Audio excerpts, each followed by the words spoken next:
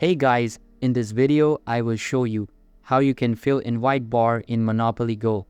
So make sure to watch the video till the very end. And let's begin. First of all, open the Monopoly Go app on your mobile device and make sure it is updated to the latest version available. After that, you will be sent to your account's main homepage where the actual game is played. Now tap on the friends icon located in the bottom tray of icons and you will get to the invitation and friends page. Here, tap on the invite button at the bottom of the screen and you will be able to see invite bar on your screen. In order to fill this bar, you will need to send this invitation to your friends and family and get them to download this game. You can only invite a total of 10 people on this game, but if you manage to do it, you will be able to get the highest reward available, which is 150 dice rolls.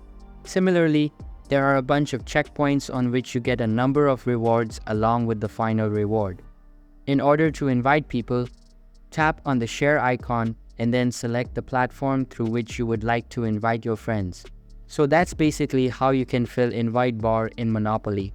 So that's all for this video. Hope you liked the video. Thanks.